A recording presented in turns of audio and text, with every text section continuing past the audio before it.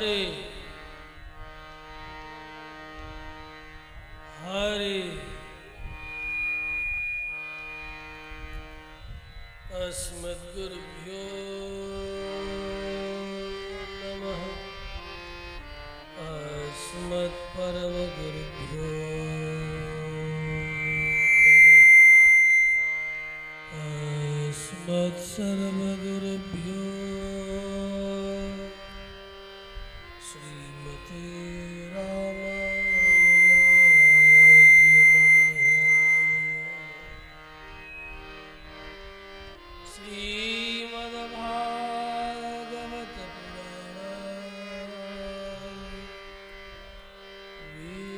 वेदान्तार्थ प्रतिपाद्यकाय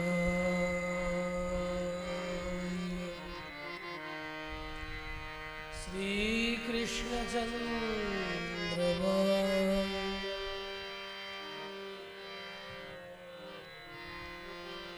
नमः।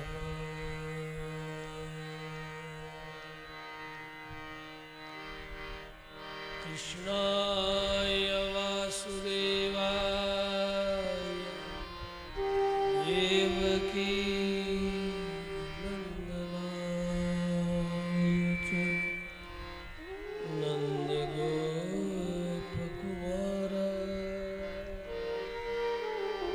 गोविन्दाय नमः।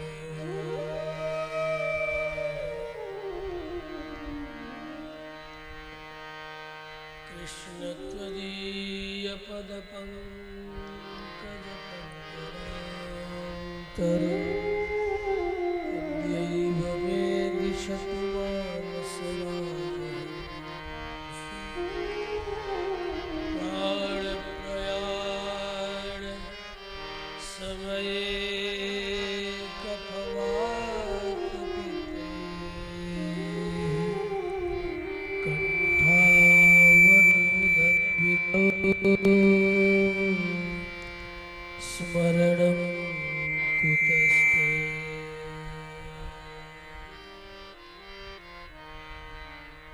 जन्माद्यस्य यतोऽन्वयादितरतश्चार्थे स्वभिज्ञस्वराट् तेने ब्रह्महृदाजयादिकवये तेजो वारिमृदां यथा विनिमयः यत्र त्रिशर्गो मृषा धाम्ना स्वेन सदा निरस्तकुहकं सत्यं परं धीमहि सत्यं परं धीमहि। दोर्भ्यां व्रजन्तं व्रजसदनजनावानतः मूलसन्तं मन्दं मन्दं हसन्तं मृदुमधुरवचो नेति नेति ब्रुवन्तम् गोपाली पाणिकाली कलयितवलय ध्वान्तमुद्ध्वान्तरालम् वन्दे तन्देवमिन्दी वरदलविमलम् श्यामलं नन्दबालम् श्यामलं गोपबालम्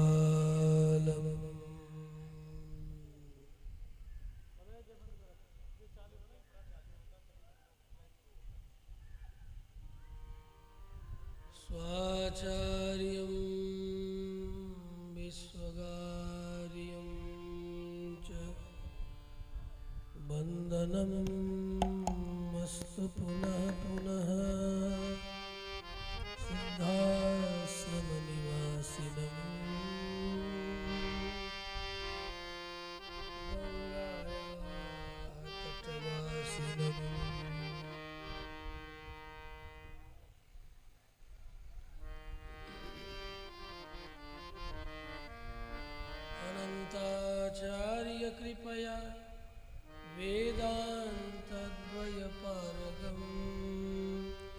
श्रीरामकृष्ण हृषदभक्तं विश्ववार्यं गुरुं भजे। श्री कृष्ण केशव चंद्र भगवान की जय। श्रीमद्भागवत भगवान की जय। श्री सुखदेव वेद व्यास भगवान की जय।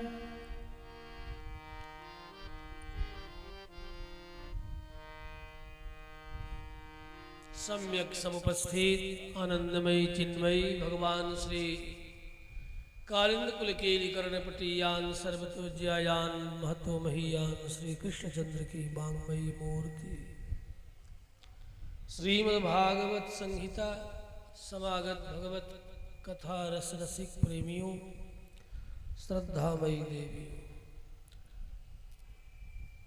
रसज्ञाः भावुकाः समागताः संतो महान्तस्य। आज चतुर्थ दिवस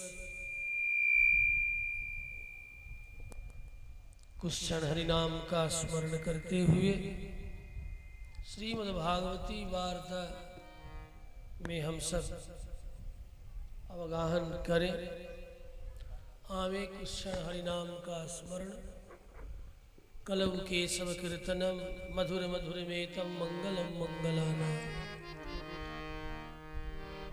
भगवान नाम जो मधुर है, मंगल है, मंगल को भी मंगल करने वाला है। मधुर को भी माधुरी रस से ओतप्रोत करने वाला है। इसीलिए अनेक अमलात्मा विमलात्मा ऋषियों ने भी कहा मधुर मधुर में तम मंगलम मंगलानाम। सकल निगम वल्ली सत्फलम चित स्वरूपम भृगुवर नरमात्रम तारयेत कृष्ण नाम। ऐसे भगवान श्री कृष्ण का नाम स्मरण। फिर यथामति भागवत रस प्रवाह में हम सब प्रवहित होंगे। जय राधा माधव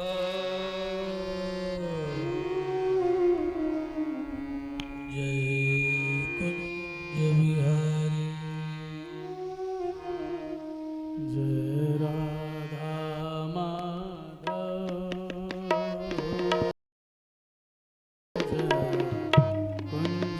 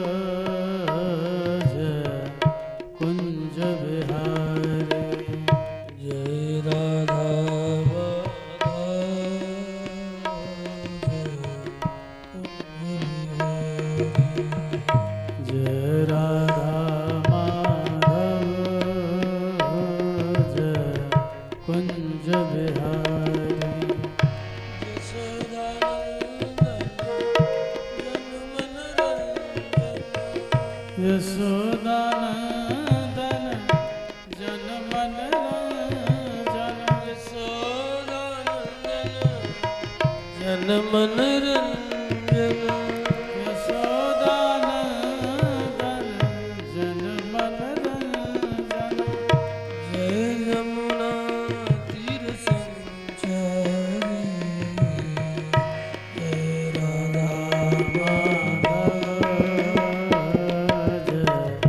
कुंज बिहारी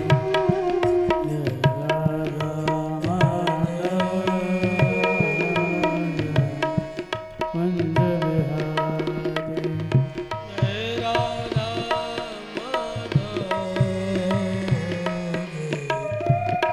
जय बिहारी जय राधा माधव कुंज बिहारी जय राधा माधव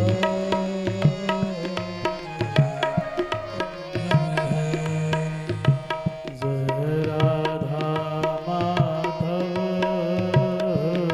जय Kunj Bihari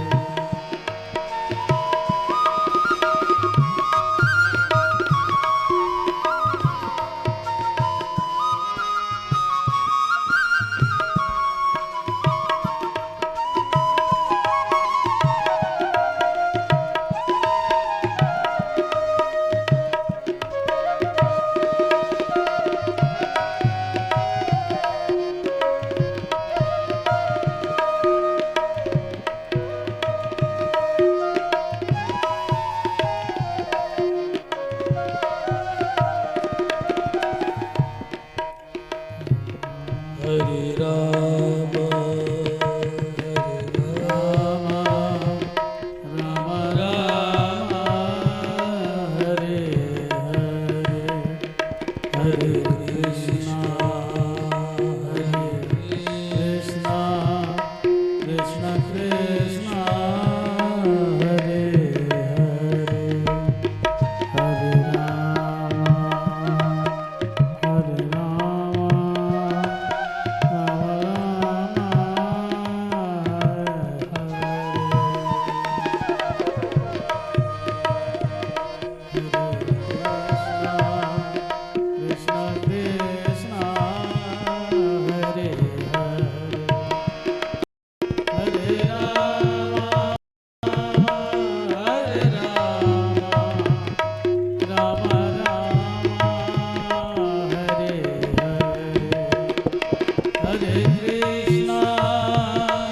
Hare Krishna, Krishna Krishna, Hare Hare, Hare Rama, Rama Rama, Hare Hare, Hare Krishna,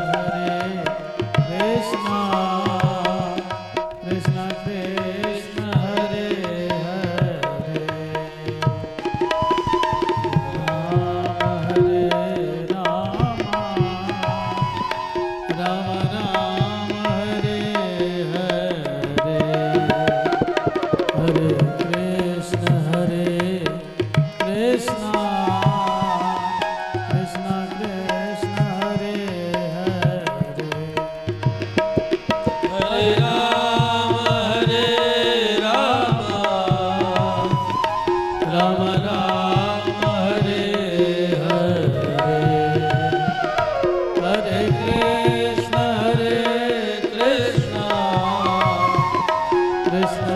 Krishna, Hare Hare.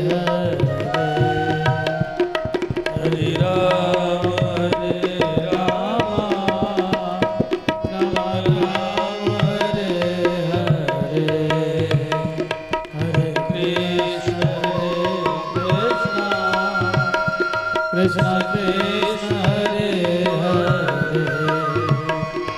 Hare Hare Rama Rama Rama Hare Hare Hare Krishna Krishna Krishna Hare Hare Hare Rama Rama Rama Hare Hare Hare Krishna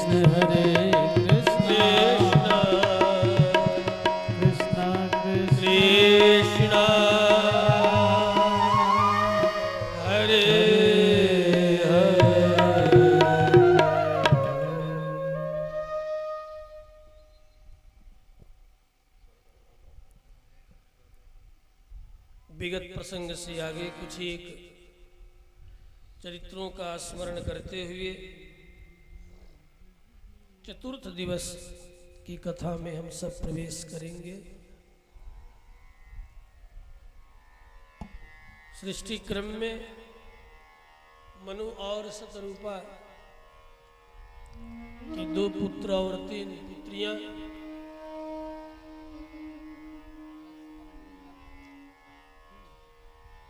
दो पुत्रों में उत्तानपाद और प्रियव्रत समुपस्थित भगवत कथा रस रसिक प्रेमियों, श्रीमद् भागवत में जिन चरित्रों के द्वारा भगवान का स्मरण हो सके और भगवान के भी जिन चरित्रों के द्वारा उनके भक्तों का स्मरण हो सके, ये परस्पर एक दूसरे का स्मारक जो चरित्र है उसी का नाम है भागवत।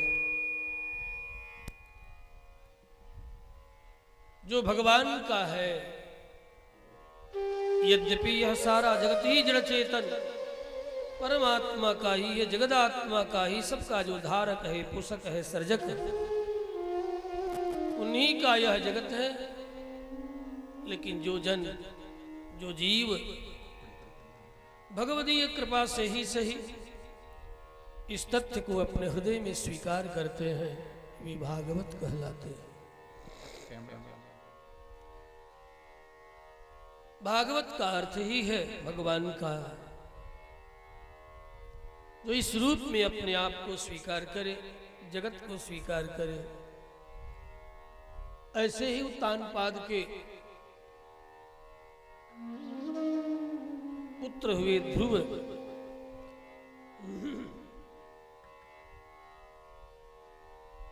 उत्तानपाद की 2 पत्नियां थी, सर्वविदित है। एक है सुरुचि, एक है सुनीति। ये मात्र केवल इतिहास ही नहीं है, यहाँ उत्तानपाद वह जीव है जो बड़ा ही उत्तान होकर के संसार में जीता है। प्रत्येक जीव की 2 पत्नियां सुरुचि और सुनीति, एक रुचि के अनुसार जीवन यापन करता है और एक नीति के अनुसार। रुचि हमारी क्या है, इसे न देखकर नीति क्या कह रही है, और नीति में भी धर्म नीति की प्रधानता हो, शास्त्र नीति की प्रधानता हो। हमारी अपनी व्यक्तिगत रुचि कुछ भी हो, धर्म नीति क्या कह रही है। वास्तव में उत्तानपाद जीव, ये 2 पत्नियां जीव मात्र के लिए जीवन में प्राप्त होती है, ये उन्हीं का प्रतीक है। एक है रुचि और एक है नीति। व्यक्ति जब रुचि के अनुसार चलता है, रुचि का अनुगमन करता है, अर्थात जो मन माने वह करता है, तो उसके संबंध से जो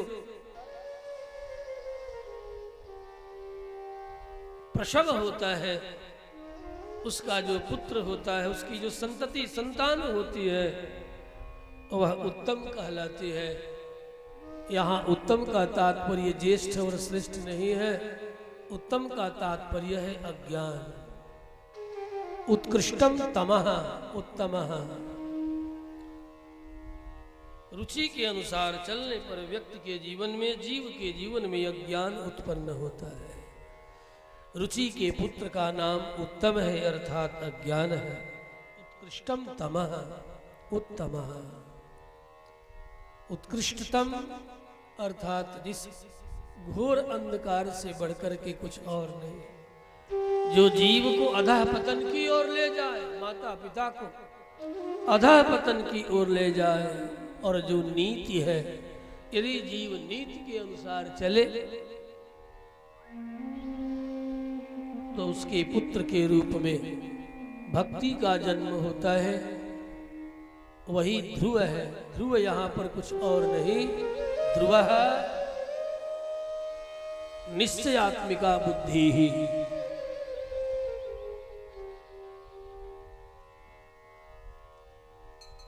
बुद्धि ही स्मृति ही। बुद्धि को पुनः स्मृति भी कहा गया, मति भी कहा गया। और अंततः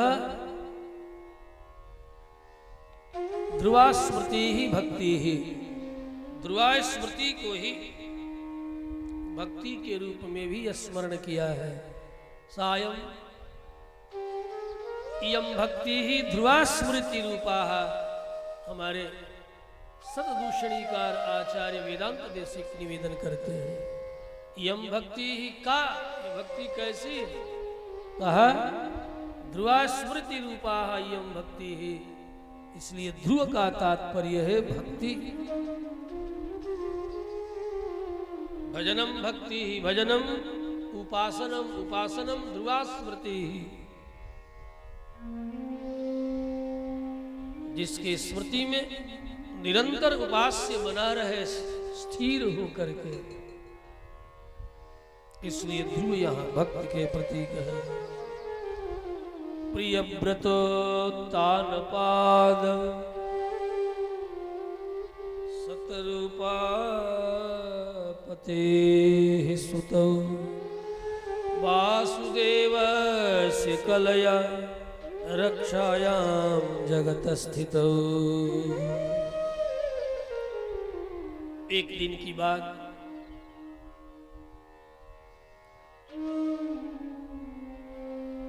ध्रुव परम भागवत, मैं भगवान का हूँ इस रूप में ही अपने आप को स्मरण करते, जिनके भी हृदय में भक्ति होती है, भगवत प्रीति होती है, जिनकी बुद्धि ऐसी हो कि मैं और मेरा जो कुछ भी है भगवान का है, उस पर तत्व परमात्मा का है, उसके हृदय में भगवत तत्व ही प्रतिष्ठित होते हैं और स्मरण में निरंतर तैल धारावत आते रहते हैं। एक दिन की बात है, कथानक से बात शीघ्र समझ में आवे। ध्रुव कोई ऐसे ही नहीं हो जाता, भक्ति यूं ही नहीं आ जाती हृदय में, उसके लिए बड़ा त्याग करना होता है, तप करना होता है, बहुत कुछ सहन करना होता है। एक दिन उत्तानपाद सिंहासन पर विराजमान है, खेलते हुए सुरची का पुत्र उत्तम आया और उसे उठा करके गोद में बिठा लिया। तब रुचि का जो पुत्र है, इसलिए गोद में बिठा लिया। चाहते तो हैं तब तक ध्रुव भी आए, खेलते खेलते, अभी तो तीसरे वर्ष के ही ध्रुव है। एकदा सुरुचे पुत्रम अंकमारोप्य लालितम उत्तमं नारुरुक्षन्तम ध्रुवम राजाभ्यनंदत। राजा ने ध्रुव को गोद में बिठा लिया। उठाकर यह देखकर ध्रुव भी खेलते हुए आकर के मचलने लगे। तथा चिकीर्षमाणं तम सपत्न्यास्तनयं ध्रुवम् सुरुचिः शृण्वतो राज्ञः शेषमाति गर्विता। सुरुचि जो राजा के द्वारा अत्यंत मानित सम्मानित होने के कारण बड़ी गर्वित रहा करती थी। देखा कि मेरे पुत्र उत्तम को लेकर के गोद में बड़े प्यार से लालन कर रहे हैं, खिला रहे हैं। तब तक ध्रुव जी चले आए, ये भी मचलने लगे। सुरुचि अपने पुत्र को पिता के गोद में खेलते हुए देखा। इधर उत्तम भी जब मचलने लगे, नारायण ध्रुव भी मचलने लगे, मैं भी बैठूं। दोनों हाथ उठा करके पिता के सिंहासन के निकट आकर के मचल मचल करके मानो इशारों ही इशारों में रुदन करते, निवेदन करते कि मुझे भी अपने गोद में ले लें, इस भाव से। उसी समय सुरुचि ने डांटा ध्रुव को, ऐ ध्रुव सुन, तुम पिता के सिंहासन पर नहीं बैठ सकते। न वत्सन नृपते धृष्ण्यम भवन आरोढ़ुमर्हते न गृहीतो मया यत्त्वं कुक्षावपि नृपात्मजः। हे नृपनंदन, सिंहासन पर बैठे हुए अपने पिता के गोद में बैठने का तुम अधिकार नहीं रखता, तू नहीं बैठ सकता।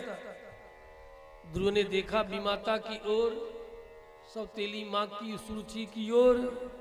सुरुचि ने कहा, इसलिए बेटा कि तुम मेरे पेट से उत्पन्न नहीं हुए हो, यही कारण बताया। जो मेरे पेट से उत्पन्न हो वही पिता के गोद में, सिंहासन पर बैठे हुए पिता के गोद में बैठने का अधिकारी। न गृहीतो मया यत्त्वं कुक्षावपि नृपात्मजः।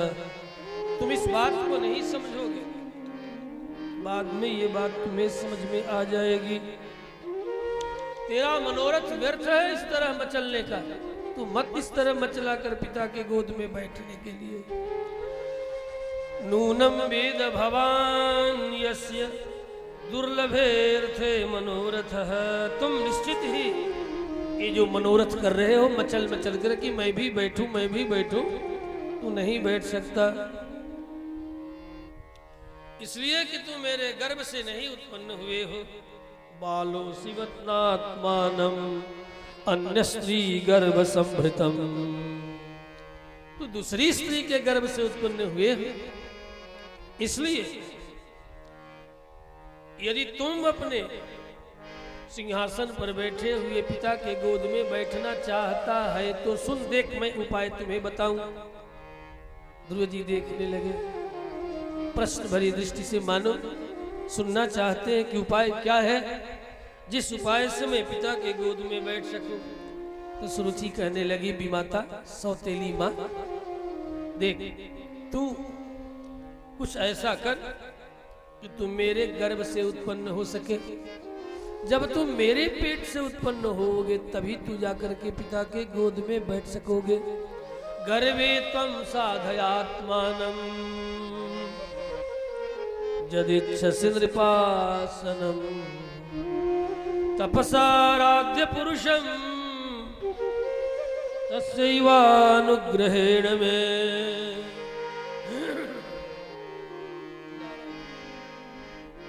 तपसाराध्य पुरुषम, तपस्या के द्वारा परम पुरुष का भजन कर, उनकी आराधना कर, जिससे कि वे प्रसन्न होकर के मेरे पेट से तुम्हें उत्पन्न कर सके।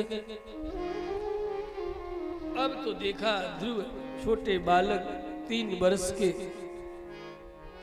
बहुत दुखी हुए अपनी विमाता की बात सुनकर।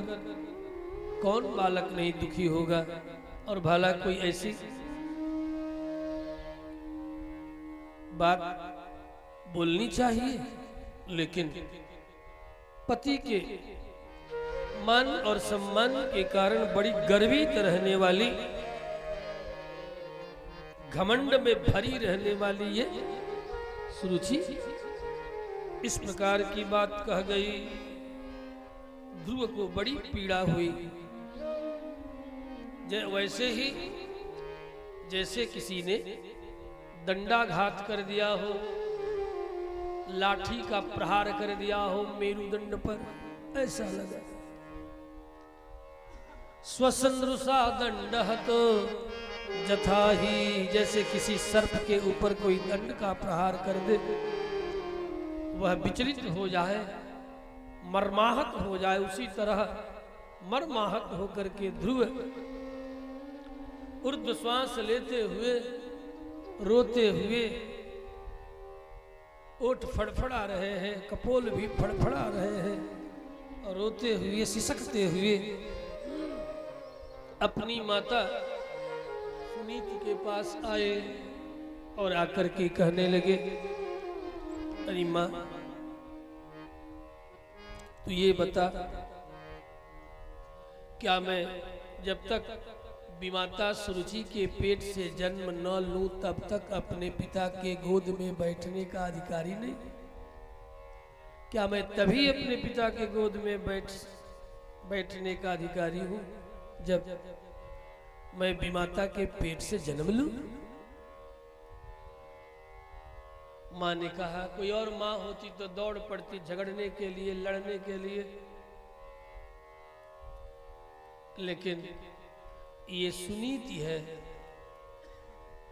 इसके हृदय में ईर्ष्या और द्वेष का भाव नहीं। मेरे पुत्र के ऊपर कहीं कोई गलत संस्कार न लग पड़ जाए, इसलिए माँ ने कहा, इस तरह रोते हुए, यद्यपि यह अन्याय था, फिर भी छोटे से बालक के हृदय पर कुसंस्कार का प्रभाव न पड़ जाए, इसलिए माँ ने कहा कि हे ध्रुव, तुम्हारा मंगल हो। माँ मंगलम तात परे सुमंस्था भुंक्ति जनो यत् पर दुख दस्तत्। देख बेटा, तुम्हारा मंगल हो। किसी और को अपने होने वाले दुख का कारण मानना ठीक नहीं। तुम्हारी माता सुरुचि ने जो कुछ कहा, ठीक कहा बेटा। सुरुचि के द्वारा कहे गए वचनों से तुम्हें जो कष्ट हुआ, दुख हुआ, उसका कारण सुरुचि नहीं है, ये है सुनीति। प्रत्यक्ष तो वही कारण है, लेकिन मां कितना सुंदर उपदेश कर रही है। इसी प्रकार का उपदेश संसार में किसी प्रकार, किसी तरह किसी बालक की प्रताड़ना हो तो मां को करना चाहिए। देख बेटा, तुम्हें होने वाले दुख का कारण भले उस रुचि के शब्द है, लेकिन वो कारण नहीं है। कोई भी व्यक्ति, कोई भी जीव दुख प्राप्त करता है अपने ही किए गए कर्तव्यों के कारण। तेरा मंगल हो। सुरुचि ने जो कुछ कहा, ठीक कहा। परम पुरुष परमात्मा की आराधना करके तुम्हें वह पद प्राप्त कर लेना चाहिए, वह गोद प्राप्त कर लेना चाहिए, जिस गोद को प्राप्त करने के बाद कुछ और पाना शेष नहीं रहता बेटा।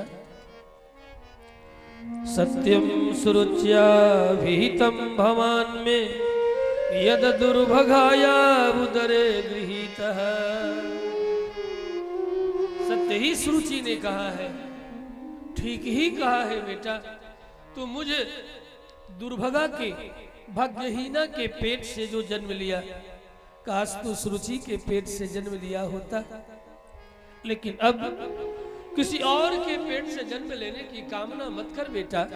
तू उस परम पुरुष परमात्मा की आराधना कर, जिनके गोद को पाने के बाद कुछ और भी शेष नहीं रह जाता पाना। इसके लिए मत्सर छोड़कर, डाह छोड़कर, ऋष्या छोड़कर तुम्हें तप करना चाहिए। धन्य है माता सुनीति जो अपने पुत्र को तप करने के लिए प्रेरणा दे रही है। आतिष्ठ तत्तात विमत्सरस्त्वं मुक्तम समात्रापि यदप्यलीकम्। मुक्तम समात्रापि यदप्यलीकम्। आराधया अधोक्षज पाद पद्मं यदीक्षसे ध्यासन नृप्तमो यथा। इसलिए हे बेटा, आराधया, तुम आराधना कर उस परम पुरुष परमात्मा की, जिनके चरणों की आराधना का परिणाम वह पद, वह गोद प्राप्त हो जाता है, जो पा लेने के बाद कुछ और पाना शेष नहीं रहता। बेटा जा, अनन्य भाव से अपने कर्तव्य का पालन करते हुए मन का समाधान प्राप्त करके भजस्व पुरुषम, उस परम पुरुष की प्रार्थना, उनका भजन कर अनन्य भावे निज धर्म भाविते। धर्म बड़ा ही व्यक्तिगत है बंधुओं। अनन्य भावे निज धर्म भाविते मनस्य अवस्थाप्य भजस्व पुरुषम। ठीक ही कहा भी माता ने, तुम्हें परम पुरुष की, परमात्मा की, जगदात्मा की, श्री कृष्ण की ही आराधना करनी चाहिए। मैं नहीं देखती तुम्हारे दुख को कोई और दूर कर सके। नान्यः नान्यम ततः पद्मपलासलोचना दुःखच्छिदं ते मृगयामि कंचन। किसी और को नहीं देखती बेटा जो तुम्हारे इस दुख को दूर कर सके। यो मृग्यते हस्तगृहीत पद्मया श्रिये तरंग विमृग्यमाणया। यो मृग्यते हस्तगृहीत पद्मया श्रिये तरंग विमृग्यमाणया। इसलिए कमल नयन भगवान श्री परम पुरुष की आराधना ही तुम्हें करनी चाहिए। जैसा कि विमाता ने तुम्हारी सौतेली मां ने जैसा कहा बेटा तुम्हें वैसा ही करना चाहिए। ये नहीं कि उसी समय बेटा को गोद में उठा और दौड़ पड़े, क्यों मैं तूने मेरे पुत्र को ऐसा क्यों कहा, क्या मैं विवाह करके नहीं आई हूं, क्या तुमसे पहले मेरा विवाह हुआ है, मैं प्रथम राज्याधिष्ठित साम्राज्ञी हूं, ऐसा नहीं कहा। मेरे साथ प्रथम विवाह करके राजा उत्तानपाद मुझे मंडप में विवाह कर पाणी ग्रहण करके लाया। ठीक है,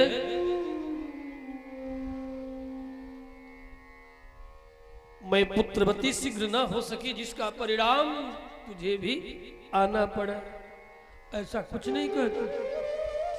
विमाता ने ठीक कहा, तुम्हें तप ही करना चाहिए बेटा। जाओ, तेरा मंगल हो। मां मंगलम तात परे सुसंस्था। मैं तो इसमें तेरा मंगल ही मानती हूं। मां अमंगलम, तेरा अमंगल नहीं है इसमें बेटा, मंगल ही है। तुम ये जो समझते हो कि सुरुचि के डांटे जाने पर पिता ने अपने गोद में मुझे न बिठा सके, इसमें तेरा अमंगल नहीं है। मां मंगलम, तनिक इसमें अमंगल मत मानना, इसमें मैं तेरा मंगल देखती हूं। मां मंगलम तात परे सुमंस्था। इसलिए जा तू तप कर। धन्य है माता सुनीति जो अपने पुत्र को जंगल में जा तप करने की प्रेरणा। आज यदि हम लोग किसी को कहें कि अपने बेटे को दे दो, ले जाऊं सन्यासी बनाने, अभी यदि कहीं ये शब्द निकल गया तब तो सोचो कि पता नहीं कोहराम मच जाए उसी समय। और हम सब महात्माओं को तो समझो कि अब शत्रु की दृष्टि से लोग देखने लगते, कहीं पता कहीं मेरे बेटा को उलझा करके लेके चले न जाए। और जो किसी काम का नहीं होता, जो किसी काम का ना हो, सारे दुर्गुणों से भरा हो, माँ बाप अजीज हो जाए, तंग आ जाए। हाँ बेटा, हाँ माँ बाप ले जाओ, इसे ले जाओ,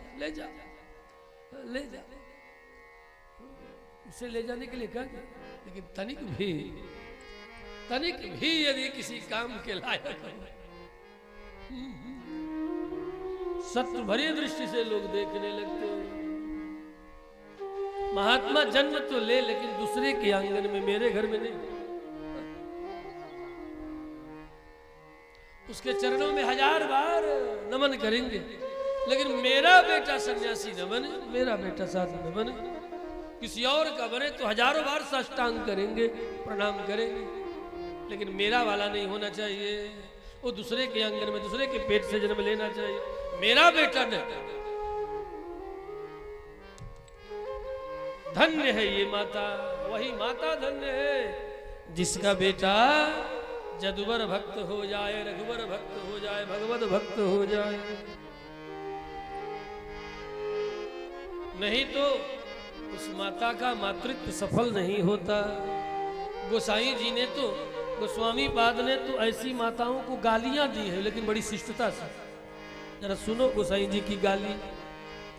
जिसका बेटा भगवत भक्त नहीं होता, बड़ी शिष्टता से गाली दिया है।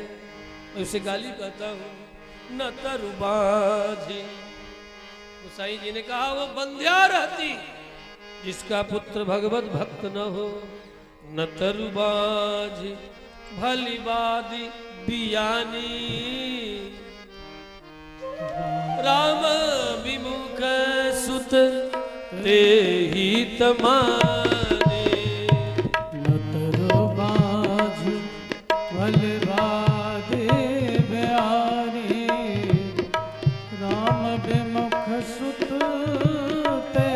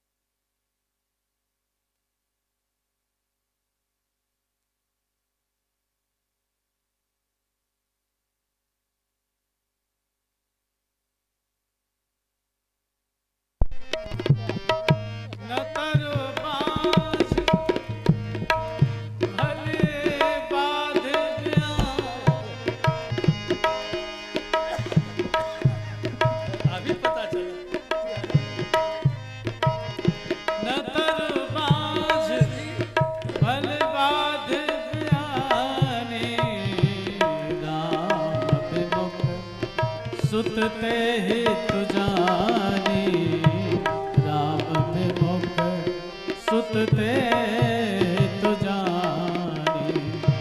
पुत्रवती युवती जग सोई, रघुवत भगत जासु सुत होई। रघुवत भगत जासु सुत होई।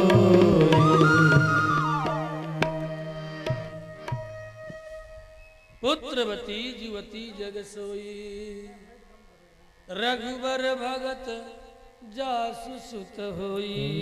न तरुबाजी, नहीं तो बंध्या ही रहती। भगवत भक्त का जन्म यदि नहीं दी तो वह बंध्या ही रहती।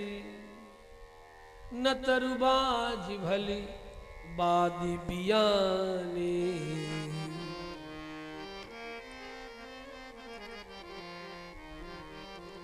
राम विमुख सुत ते हित जाने।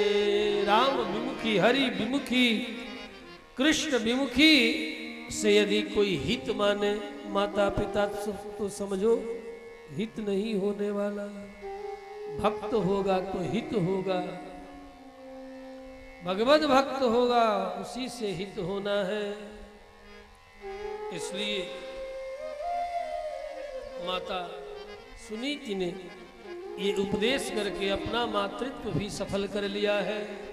माता वही सच्ची माँ है जो अपने पुत्र को भगवत भक्ति का, भगवत प्रीति का, भगवत चरित्रों का उपदेश घूंटी में ही पिला दे कि संसार के कुसंस्कारों का उसके ऊपर जुआ होने पर दुष्प्रभाव न पड़ सके, बचपन से ही बालपन से ही गोद में अपने छाती का दुग्ध पिलाते, लोरियों में भगवत भक्ति का घूंटी जो माँ पिला दे, उसी पुत्र से हित होना है।